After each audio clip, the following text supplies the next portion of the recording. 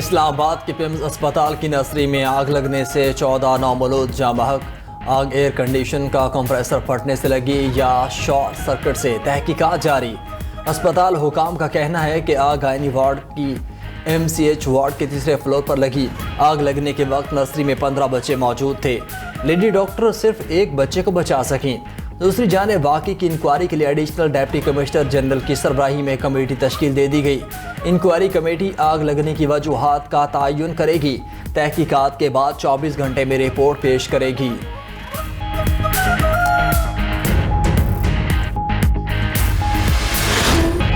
اسلام آباد کے پیمز اسپتال میں جھلس کر جاں بحق ہونے والے بچوں کے والدین غم سے نڈھال، اسپتال کے باہر دھاڑے مار مار کر روتے رہے۔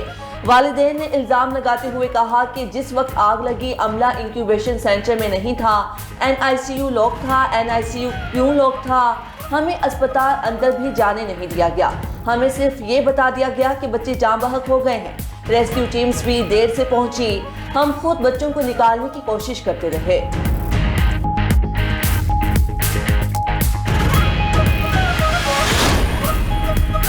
صدر آصف علی زرداری اور وزیر اعظم شہباز شریف کا پیمز اسپتال میں آتش زدگی کے واقعے پر اظہار افسوس۔ 14 نومولود جاں بحق ہونے پر گہرے دکھ کا اظہار۔ حکام کو آتش زدگی کے افسوسناک واقعے کی فوری تحقیقات کا حکم۔ کہا اس اندھوناک سانحے پر دل رنجیدہ ہے۔ والدین کے دکھ میں برابر کے شریک ہیں۔ بچوں کے ساتھ ایسی صورتحال ناقابل تلافی ہے۔ ذمہ داران کا تعین کر کے سخت کارروائی کی جائے۔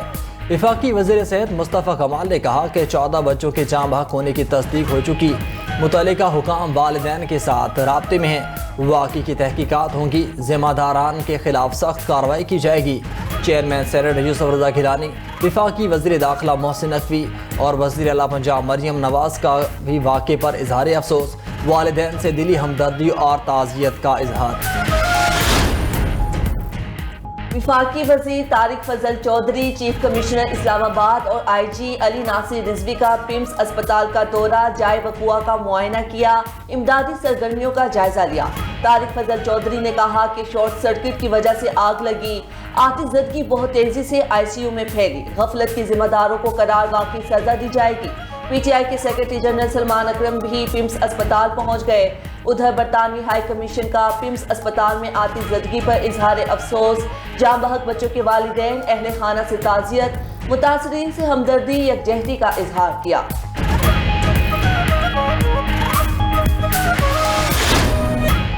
وجہ کائنات، نبی مہربان، آقائے دو جہاں، نور مجسم، سرور کونین حضرت محمد مصطفیٰ صلی اللہ علیہ وآلہ وسلم کی ولادت باسعادت کا جشن۔ ملک بھر میں عید میلاد النبی صلی اللہ علیہ وآلہ وسلم مذہبی عقیدت و احترام سے منائی جا رہی ہے۔ ہر سو خوشیاں، شہر شہر کریا کریا عقیدت کے دیے روشن، شاہراہیں سج گئیں، بازار جگمگا اٹھے، فضائیں درود و سلام کی صداؤں سے معطر، مساجد اور عمارتوں میں خصوصی چراغاں، گھر رنگ برنگی روشنیوں سے سج گئے، ہر کسی کا اپنے اپنے انداز سے عقیدت کا اظہار۔ عاشقان رسول کا حضور نبی کریم صلی اللہ علیہ وآلہ وسلم سے والہانہ محبت کا اظہار۔ کراچی سے خیبر تک، لاہور سے کوئٹہ تک جشن کا سما۔ شہر شہر کریا کریا ریلیاں اور جلوس نکالنے کا سلسلہ جاری۔ ہزاروں عاشقان رسول سڑکوں پر نکل آئے۔ ہر طرف فضائیں نعتوں اور درود و سلام کی صداؤں سے گونجنے لگی۔ ملک بھر میں نعت خوانی، ذکر رسول اور سیرت طیبہ اجاگر کرنے کے لیے خصوصی محافل کا اہتمام۔ علماء کرام نے حضور اکرم صلی اللہ علیہ وآلہ وسلم کی سیرت طیبہ پر روشنی ڈالی۔ کہا کہ نبی پاک کی مقدس زندگی مشعل راہ ہے جس پر عمل کر کے ہی دنیا میں عید میلاد النبی صلی اللہ علیہ وآلہ وسلم پر توپوں کی سلامی سے دن کا آغاز۔ وفاقی دارالحکومت اسلام آباد میں 31 توپوں کی سلامی دی گئی۔ صوبائی دارالحکومتوں میں 21 توپوں کی سلامی۔ پاک فوج کے چاقو چوبند دستوں نے پاکستان زندہ آباد اور نعرہ تکبیر بلند کیا۔ فضا فلک شگاف نعروں سے گونج اٹھی۔ نماز فجر کے بعد مساجد میں امت مسلمہ کے اتحاد اور ملک کی ترقی اور خوشحالی کے لیے خصوصی دعائیں کی گئیں۔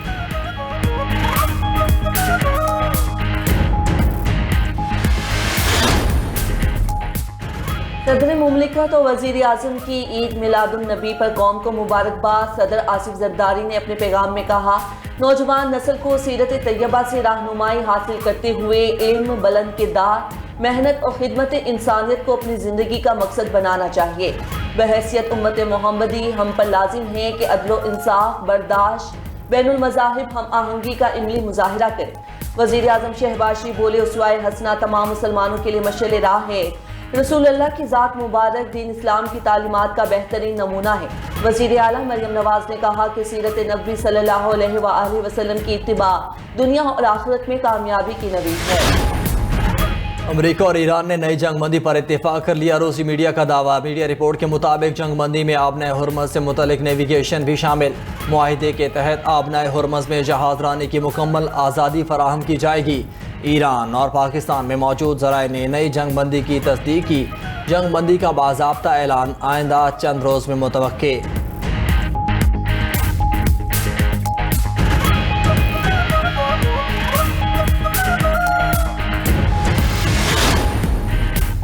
ایرانی حکومت نے فیلڈ مارشل عاصم منیر کا دورہ نتیجہ خیز اور سود مند قرار دے دیا۔ ترجمان ایرانی صدارتی دفتر سید مہدی طباطبائی نے کہا، فیلڈ مارشل عاصم منیر کا ایران کا دورہ انتہائی نتیجہ خیز رہا، قابل قدر سفارتی کامیابیاں حاصل ہوئیں، نتائج جلد ہی سامنے آنا شروع ہو جائیں گے۔ فیلڈ مارشل کے دورے کے بعد ایرانی وزیر خارجہ کا ٹیلی فونک رابطہ جنرل عاصم منیر سے موجودہ علاقائی صورتحال پر تبادلہ خیال۔ ادھر ایرانی میڈیا کے مطابق ایران نے آبنۂ ہرمز سے متعلق موقف امریکہ تک پہنچا دیا۔ ایرانی شرائط اور موقف سے پاکستان کے ذریعے امریکہ کو آگاہ کیا گیا۔ ایرانی شرائط میں اسلام آباد معاہدے پر امریکہ کی واپسی اور آبنۂ ہرمز میں ایرانی انتظامات سے متعلق آرٹیکل 5 سمیت دیگر شکوں پر عمل درآمد شامل ہے۔ صدر ٹرمپ کا آبنۂ ہرمز سے تمام بارودی سرنگیں ہٹانے کا دعویٰ، کہا کہ ایران نے نئی بارودی سرنگیں بچھائیں تو انہیں تباہ کیا جائے گا۔ اسپیس فورس کے ذریعے آبنۂ ہرمز کی ہر انچ کو دیکھ رہے ہیں۔ ایران کے ایٹمی پروگرام پر زیرو ٹالرنس پالیسی ہے۔ ایران میں انسانی بحران غیر معمولی شدت اختیار کر چکا ہے۔ ایران میں جاری قتل و غارت فوری طور پر روکی جانی چاہیے۔ ایران فوج کے بڑے حصے کو تنخواہیں نہیں دے رہا۔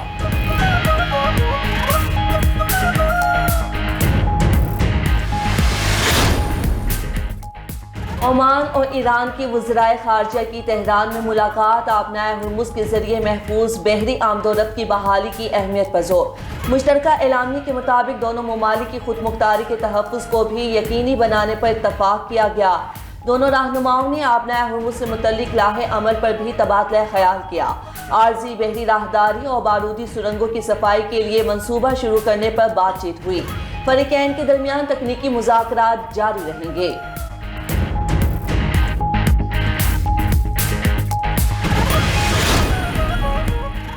ایران اور عمان کے درمیان عارضی بحری راہداری پر اتفاق ہوا۔ ایرانی نائب وزیر خارجہ کاظم غریب آبادی کا کہنا ہے، ایران اور عمان 30 سے 60 روز میں مستقل بحری راستوں پر مذاکرات کریں گے۔ آبنۂ ہرمز سے فوجی بحری جہازوں کو گزرنے کی اجازت نہیں ہوگی۔ امریکہ آبنۂ ہرمز کو کھولنا چاہتا ہے تو وعدے پورے کرے۔ خلیج فارس کی جانب آنے والے جہاز ایرانی پانیوں سے گزریں گے، واپسی کا راستہ عمانی پانیوں سے ہوگا۔ ایرانی وزیر خارجہ عباس اراغچی بولے کہ خطے میں امن و استحکام کے لیے ہمسایہ ممالک سے سفارتکاری جاری ہے۔ پاکستان اور عمان کے ساتھ مذاکرات میں کشیدگی کے علاقائی حل پر زور دیا گیا۔ ایران کے خلاف فی الحال فوجی کارروائی کا امکان نہیں، امریکی وزیر خارجہ مارکو روبیو کہتے ہیں ایران کے خلاف پابندیوں اور دیگر معاشی اقدامات پر توجہ دیں گے۔ ایران کی جانب سے حملہ کیے جانے کی صورت میں امریکی حملوں کا آپشن برقرار ہے۔ امریکی نیوز ویب سائٹ ایکزیوس کی رپورٹ کے مطابق وسط مدتی انتخابات کے بعد ایران کے خلاف نئی فوجی مہم متوقع ہے۔ ایران پر اقتصادی دباؤ امریکی مڈ ٹرم الیکشن تک جاری رہنے کا امکان ہے۔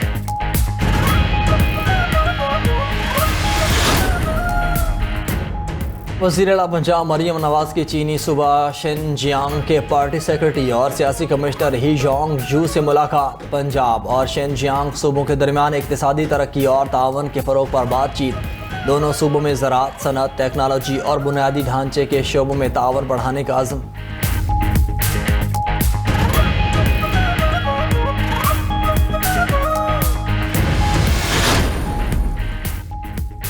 اسٹیٹ بینک کا 10 روپے کا نوٹ بند کرنے کا فیصلہ، آئندہ سب سے چھوٹا نوٹ 20 روپے کا ہوگا۔ ڈپٹی گورنر کا ایک اور 5000 کے جعلی نوٹ زیادہ زیر گردش ہونے کا اعتراف۔ سلیم مانڈوی والا کی زیر صدارت سینٹ کی قائمہ کمیٹی خزانہ کا اجلاس۔ اسٹیٹ بینک حکام کی نئے کرنسی نوٹوں کے ڈیزائن، لاگت اور جعلی کرنسی پر بریفنگ۔ ڈپٹی گورنر اسٹیٹ بینک نے کہا 10 روپے کے نوٹ کی تیاری پر لاگت زیادہ بڑھ گئی، 10 روپے کے نوٹ کی جگہ سکہ جاری کرنے کی تجویز۔ کیا پاکستان میں نئے صوبے بننے چاہیے؟ 92 نیوز کی خصوصی مہم چھوٹے صوبے مضبوط پاکستان میں عوام کی بھرپور شرکت۔ 92 نیوز کے سوشل میڈیا پلیٹ فارمز پر آن لائن ووٹ کرنے والوں کی تعداد 1,95,000 سے تجاوز کر گئی۔ مزید ووٹنگ جاری، جلدی کریں، اپنا حق رائے دہی استعمال کریں، آپ بھی قومی ذمہ داری ادا کریں، آن لائن ووٹ کریں یا واٹس ایپ پر اپنی رائے دیں۔ آن لائن ووٹنگ کا آج آخری روز، عوام رات 12 بجے تک آن لائن ووٹ کر سکتے ہیں۔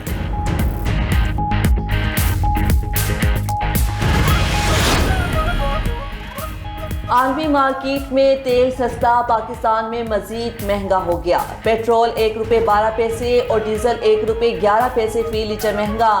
پیٹرول کی نئی قیمت 343 روپے 10 پیسے فی لیٹر مقرر، ڈیزل کی نئی قیمت 371 روپے 80 پیسے فی لیٹر ہو گئی۔ ادھر ایران عمان مذاکرات اور آبنائے ہرمز کھولنے کی امید پر خام تیل کے نرخ گر گئے۔ امریکی خام تیل کی فی بیرل قیمت $1.24 کمی سے $81 پر آ گئی۔ برطانوی برینڈ خام تیل کی فی بیرل قیمت $1.48 کمی سے $87.10 ہو گئی۔ UAE کا مربن خام تیل $8 سستا ہو گیا۔ ایران کے سرکاری ٹی وی پر ٹرمپ کے بیٹے کو قتل کی دھمکی دینے سے متعلق ویڈیو نشر۔ امریکی سیکرٹ سروس نے بیرن ٹرمپ کو دھمکی آمیز ویڈیو کا نوٹس لے لیا۔ امریکی میڈیا کے مطابق بیرن ٹرمپ کو قتل کرنے کے لیے مختلف مقامات کی نشاندہی کی گئی۔ ویڈیو میں نیو یارک کے ٹرمپ ٹاور کو بھی ممکنہ مقام قرار دیا گیا۔ بیرن ٹرمپ کے قتل پر $10 ملین انعام کا ذکر بھی کیا گیا۔ سیکرٹ سروس نے دھمکی آمیز ویڈیو کی تحقیقات شروع کر دیں۔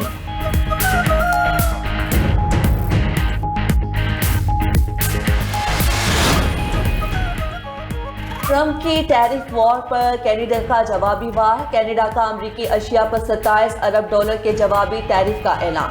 امریکی صدر نے کینیڈا کی گاڑیوں، سٹیل پر 50% ٹیرف لگانے کا اعلان کیا تھا۔ جوابی ٹیرف 8 ستمبر سے امریکی اشیاء پر نافذ ہوں گے۔ کینیڈا نے 700 امریکی مصنوعات پر 15 سے 50% ٹیرف عائد کیا۔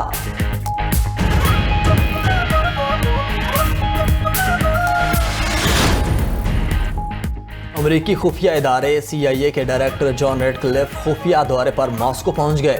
CBS نیوز کے مطابق امریکی فضائیہ کا بوئنگ C-17A گلوب ماسٹر 3 طیارہ ماسکو کے ایک ہوائی اڈے پر دیکھا گیا۔ امریکی سفارتی گاڑیوں کا قافلہ بھی وہاں موجود تھا۔ ریڈ کلف کے دورے سے قبل امریکہ نے یوکرین سے روس پر حملے معطل رکھنے کا کہا تھا۔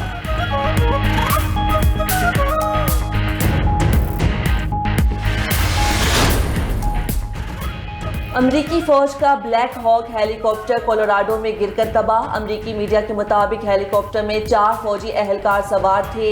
حادثے میں فی الحال کسی جانی نقصان کی اطلاع نہیں ملی۔ جنگل میں ہیلی کاپٹر کا ملبہ تلاش کر لیا گیا۔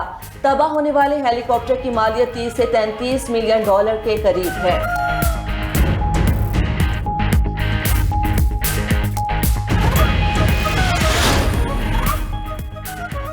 بنگلہ دیش کا چین سے J-10CE جنگی طیارے خریدنے کا فیصلہ۔ بنگلہ دیشی حکومت نے چینی طیاروں کی خریداری کے معاہدے کا مسودہ تیار کر لیا۔ حالیہ پاک بھارت تنازع میں طیارے کی کارکردگی خریداری کی وجہ بنی۔ بنگلہ دیشی وزیر اعظم کے مشیر زاہد الرحمان نے J-10CE کی خریداری کی تصدیق کر دی۔